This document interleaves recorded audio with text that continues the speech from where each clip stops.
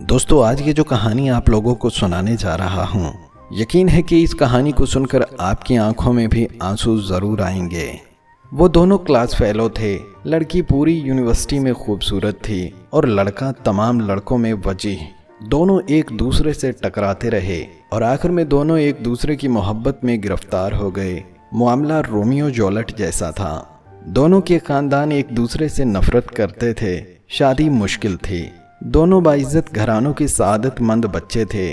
یہ بھاگ کر شادی کے لیے تیار نہیں تھے اور خاندان اپنے اپنے شملے نیچے نہیں لا رہے تھے، لہٰذا معاملہ پھنس گیا۔ لڑکے اور لڑکی نے پوری زندگی شادی نہ کرنے کا فیصلہ کیا۔ یہ دونوں اپنے اپنے گھر میں رہتے رہے۔ 5 سال دونوں کے درمیان کوئی رابطہ نہ ہوا۔ والدین شادی کی کوشش کرتے رہے مگر یہ انکار ہی کرتے رہے، یہاں تک کہ لڑکی کے والدین ہار مان گئے۔ لڑکی نے لڑکے کو فون کیا، لڑکے نے فون اٹھایا، لڑکی کی صرف ہیلو سنی اور کہا، مجھے بتاؤ میں نے بارات لے کر کب آنا ہے۔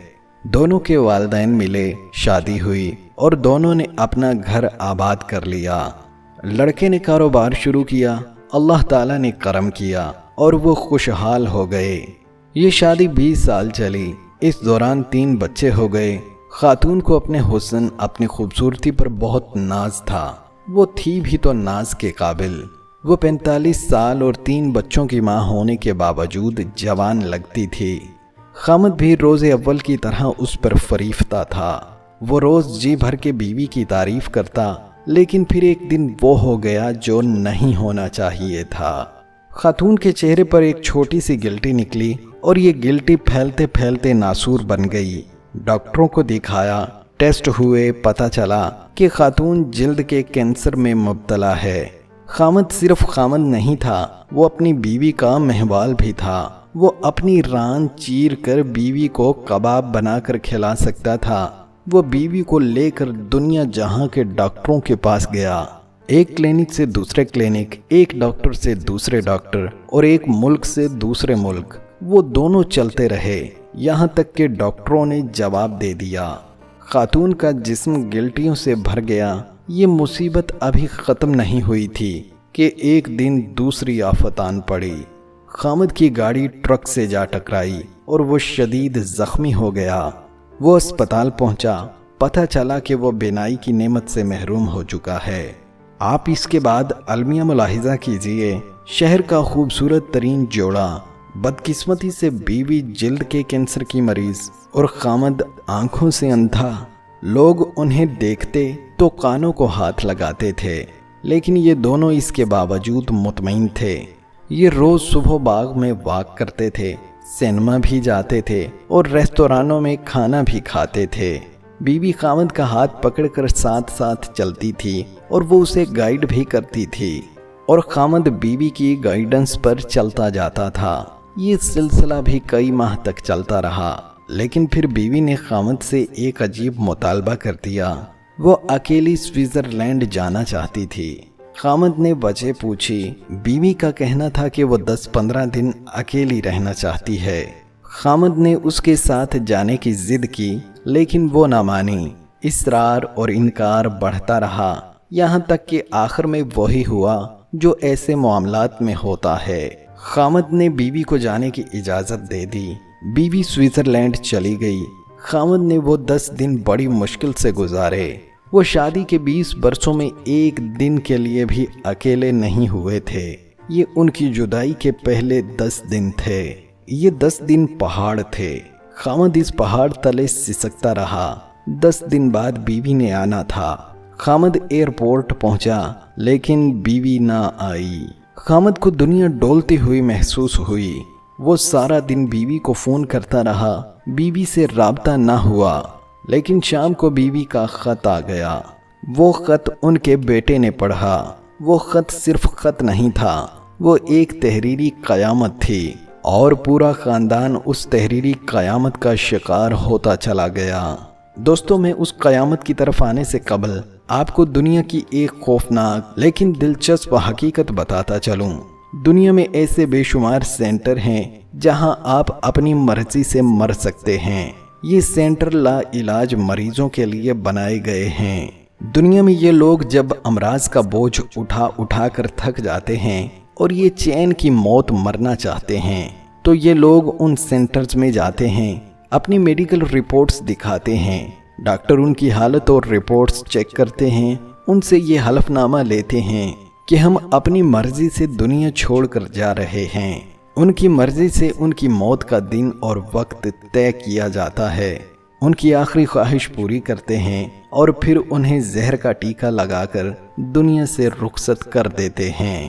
یہ عمل طبی زبان میں یوتھانیزیا یعنی آسان موت کہلاتا ہے۔ یہ دنیا کے 7 ممالک میں قانونی ہے اور اتنے ہی ملکوں میں اس کی اجازت کے لیے بحث چل رہی ہے۔ سوئٹزرلینڈ بھی دنیا کے ان ممالک میں شامل ہے جہاں یوتھانیزیا کو قانونی سٹیٹس حاصل ہے۔ زیورخ شہر میں یوتھانیزیا کا سینٹر بنا ہے۔ یہ سینٹر انتہائی خوبصورت جگہ پر قائم ہے۔ سینٹر کے کمرے پہاڑوں، آبشاروں اور جھیلوں کے کنارے بنائے گئے ہیں۔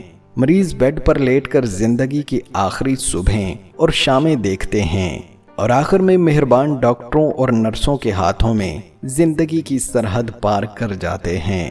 وہ خاتون بھی یوتھانیزیا کے لیے سوئٹزرلینڈ گئی تھی۔ وہ کینسر کا دکھ برداشت نہیں کر پا رہی تھی، چنانچہ اس نے آسان موت لینے کا فیصلہ کر لیا۔ وہ زیورخ گئی، زندگی کے آخری 10 دن گزارے اور عین اس وقت اپنے لیے موت کا تعین کر لیا جب اس کی فلائٹ نے وطن کی مٹی کو چھونا تھا۔ ادھر فلائٹ اتری اور ادھر وہ زندگی کی سرحد پار کر گئی۔ خاتون کا آخری خط بیٹے کے ہاتھ میں تھا۔ وہ سسکیاں لے کر خط پڑھ رہا تھا اور خامد سر جھکا کر اپنی بیگم کا ایک ایک لفظ سن رہا تھا۔ بیوی نے اپنی پوری زندگی کا احاطہ کیا۔ اس نے بتایا وہ جب پہلی بار یونیورسٹی میں ملے تھے تو اس نے کیا محسوس کیا تھا، وہ یونیورسٹی میں لڑتی کیوں تھی اور وہ کون سا دن تھا جب لڑتے لڑتے اسے اس سے محبت ہو گئی تھی۔ اس نے فراق کے وہ 5 سال کیسے گزارے تھے اور اس نے شادی کے بعد اپنے بچوں کو ملازموں کے رحم و کرم پر کیوں چھوڑے رکھا۔ میں اپنی محبت کو تقسیم نہیں کر سکتی تھی، میں تمہارا حصہ اپنے بچوں کو بھی نہیں دے سکتی تھی۔ اس نے 20 سال کی ازدواجی زندگی کس مسرت اور سرشاری میں گزاری اور پھر جب اسے پہلی گلٹی نکلی تو اس نے کیا محسوس کیا۔ وہ خود کو روز بروز بدصورت ہوتا دیکھتی تھی تو اس کے دل پر کیا گزرتی تھی۔ وہ قدرت کا یہ فیصلہ بھی سہتی چلی گئی، لیکن پھر عجیب واقعہ ہوا۔ آپ نے پہلے بچے بورڈنگ سکول میں بھیج دیے۔ میں جانتی تھی۔ آپ نے یہ فیصلہ کیوں کیا؟ آپ نہیں چاہتے تھے کہ بچے مجھے اس حالت میں دیکھیں اور پھر میں ان کی آنکھوں میں اپنے لیے ترس دیکھوں۔ پھر آپ ملازموں کو رشوت دیتے تھے اور وہ روزانہ کوئی نہ کوئی شیشہ توڑ دیتے۔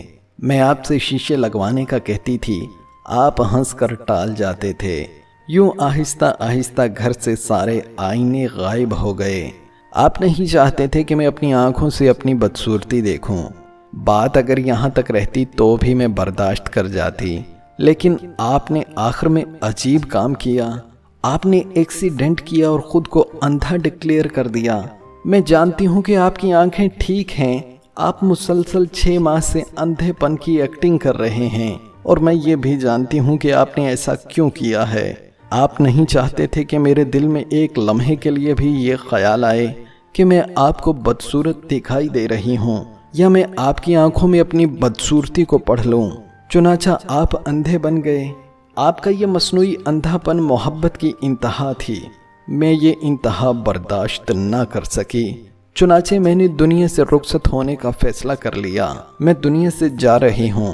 آپ اب پلیز اندھے پن کی یہ ایکٹنگ بند کر دیں، یہ خط پکڑیں اور خود پڑھنا شروع کر دیں۔ یہاں پہنچ کر بیٹے کے منہ سے چیخ نکل گئی۔ باپ نے اس کے ہاتھ سے خط لیا اور اونچی آواز میں پڑھنا شروع کر دیا۔ آپ پلیز میرے بعد اپنا خیال رکھیے گا۔ سارے تولیے الماری میں رکھے ہیں۔ میں درزی کو 5 سال کے کپڑے دے آئی ہوں، وہ سال میں 10 جوڑے سی کر دے جائے گا۔ آپ نے وہ سارے کپڑے پھٹنے گھسنے تک پہننے ہیں، اور ہاں، دانت چیک کراتے رہا کریں اور صبح کی سیر کبھی نہیں بھولیے گا، اور آخری بات، چڑیوں کو روز دانہ ڈالتے رہیے گا، اور ہاں، میری بلیوں کا بھی ہمیشہ خیال رکھیے گا۔